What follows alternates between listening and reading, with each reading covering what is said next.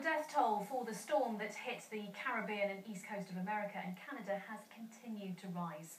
Superstorm Sandy arrived in America on Monday night, and today people are still without power. So when 50 students from Swavesey Village College returned home from a school trip to New York, it was time for reflection and relief at their lucky escape. When you go on a trip to New York, this is not what you expect to see, and this was 2 days after the main storm hit. A teacher at Swavesey Village College took these images of the damage caused by Sandy.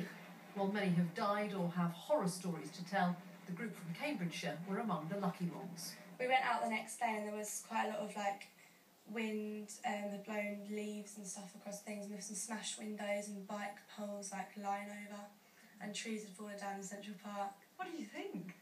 It was quite shocking because we don't have anything like that in this country. This was a view from our hostel window. Wow. Because you saw the crane collapse as well, didn't you? Yeah. 15-year-old Harriet Ashworth shows her family photos of the trip. Among the usual sights of New York, a few more unusual shots as well. I think people were kind of nervous about it, and on American news there was a lot of sort of drama about it, and it was really quite, what they played on the news was quite scary. But I think, to be honest, in our hostel we were okay. I think we all kind of kept together and nobody felt threatened by it, I don't think, because we all sort of looked after each other. Yeah. While the storm raged, the group were holed up for 36 hours in a hostel near Central Park. They had food and were safe, and technology like Facebook, Twitter and texting came into its own.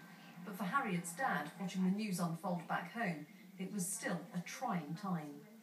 You just relying on what was on the internet, and it was worrying because you didn't know if it was true, and you didn't know whether the storm was going to be worse than they were saying. They didn't really know either. So I think Harriet then put a message on Facebook directly to you, didn't she? Yeah. And she said, "It's fine, we're okay. Don't worry. It's it's not that bad." So I was looking at her messages and thinking, "Oh, it must be all right then." For Harriet, a school trip to remember. For her parents, relief written on the kitchen wall. Nice frame. Jenny Kirk, BBC Lookese, Cambridgeshire.